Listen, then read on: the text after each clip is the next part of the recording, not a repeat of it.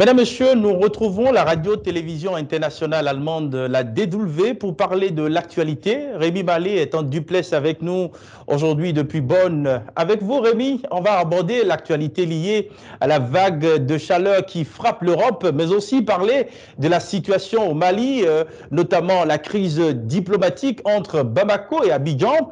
Bonjour Rémi Mallet. Alors, on débute avec la canicule qui s'abat sur l'Europe depuis ces derniers jours. Bonjour Serge, la canicule et la sécheresse qui frappent actuellement l'Europe exacerbent le risque d'incendie ainsi que la pollution à l'ozone. C'est ce que disent les experts du service européen sur le changement climatique Copernicus. Les incendies se multiplient dans toute l'Europe, notamment en Espagne, au Portugal, en Italie, en France, où deux gigantesques feux ont détruit plus de 20 000 hectares en Gironde, c'est dans le sud-ouest du pays.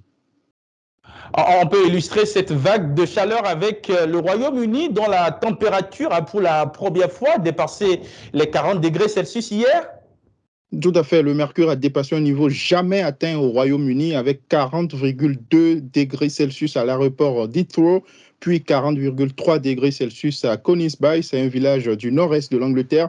Cela représente 1,6% du précédent record britannique qui datait de juillet 2019. Le record a également été dépassé en Écosse. Le ministre britannique des Transports a admis que les transports publics du pays n'étaient pas en mesure de gérer de telles chaleurs. Par ailleurs, au moins une centaine de pompiers luttent toujours contre un incendie qui ravage le village de Wellington, à l'est de Londres. Le feu s'est étendu sur une superficie de 40 hectares, comprenant habitations, bâtiments agricoles et garages. Rémi, ailleurs en Europe, de nouveaux records absolus de chaleur ont aussi été enregistrés avec des conséquences dramatiques.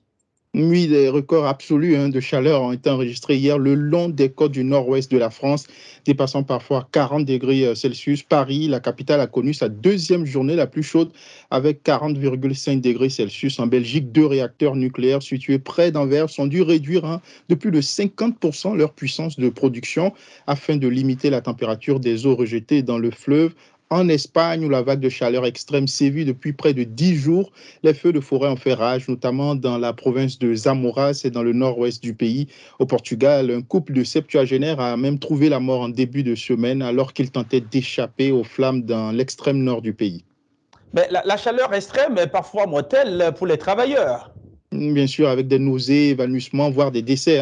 Cette vague de chaleur qui s'est abattue sur l'Europe a mis aussi en lumière le danger des températures extrêmes dans certains métiers, comme chez les ouvriers du bâtiment, des saisonniers agricoles ou encore chez les manutentionnaires contraints de travailler dans des entrepôts sans climatisation. En Espagne, un ouvrier d'une cinquantaine d'années est aussi décédé après avoir été victime vendredi d'un coup de chaleur. Un homme de 60 ans embauché pour un mois par une entreprise chargée de l'entretien de la voirie est mort lui aussi ce week-end à Madrid en plein travail, tandis qu'un autre agent d'entretien, cette fois de 58 ans, a été hospitalisé mardi après un malaise. Certes, les autorités ont multiplié les messages de prévention appelant les salariés pouvant le faire à télétravailler et les autres à se préserver, mais aux yeux des syndicats, ces mises en garde ne sont pas suffisantes. La Confédération européenne des syndicats appelle de son côté à cesser le travail quand il fait trop chaud. Et puis le Premier ministre espagnol a évoqué ce mercredi plus de 500 morts liés à la chaleur. C'est dans ce contexte que l'ONU a appelé à une prise de conscience des dirigeants face aux vagues de chaleur qui sont appelées à devenir plus fréquentes à cause du changement climatique, au moins jusque dans les années 2060. Alors, mesdames, messieurs, voilà ce qu'on pouvait dire à ce sujet. Rémi, on s'intéresse à présent à la crise diplomatique entre le Mali et la Côte d'Ivoire, avec le Togo qui a accepté d'être le médiateur dans l'affaire des 49 militaires ivoiriens détenus à Bamako. Tout à fait. Le président de la Côte d'Ivoire, Alassane Ouattara, a rencontré hier le ministre des Affaires étrangères togolais. Selon une note de la présidence ivoirienne, Alassane Ouattara a exprimé ses remerciements à son homologue togolais Faure Yassingbe pour, je cite, les initiatives prises en vue de trouver une solution rapide. Le chef de la diplomatie togolaise, Robert Ducé, s'est en effet rendu à Abidjan au lendemain d'une rencontre à Bamako avec le président de la transition, le colonel Assimi Goïta, qui s'est dit ouvert au dialogue et disposé à œuvrer à un dénouement heureux de cette situation, avait appelé à une médiation du Togo. Toutefois, Goïta a précisé que cela ne pourrait avoir lieu que dans le strict respect de la souveraineté du Mali. Pendant ce temps, le procureur général près de la cour d'appel de Bamako a indiqué qu'une enquête judiciaire pour faire toute la lumière sur cette affaire avait été ouverte. La Côte d'Ivoire, pour rappel, avait demandé mardi dernier la libération sans délai de ses soldats arrêtés le 10 juillet à l'aéroport de Bamako. Ces militaires ivoiriens sont accusés par les autorités maliennes d'être des mercenaires qui cherchent à déstabiliser le pays.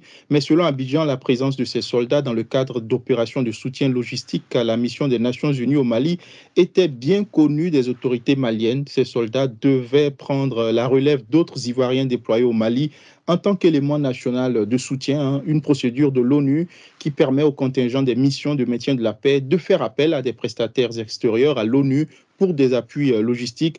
Les autorités ivoiriennes ont indiqué qu'il s'agissait de la 8e rotation de soldats à venir au Mali pour cette mission.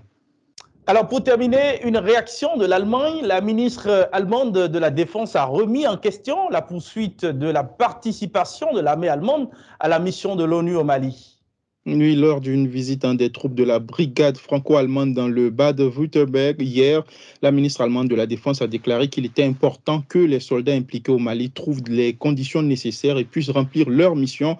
Sans le principe de rotation pour les soldats, l'Allemagne ne pourrait pas garantir ces missions. C'est ce qu'a indiqué Christine Lambrecht après que le gouvernement malien a fait savoir la semaine dernière qu'il interdisait pour l'instant la rotation du personnel de la mission de la MINUSMA.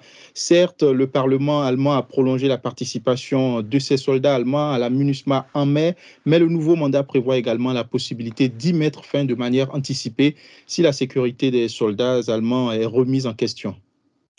Rémi Mallet, merci à vous pour ces précisions. Merci à vous bien.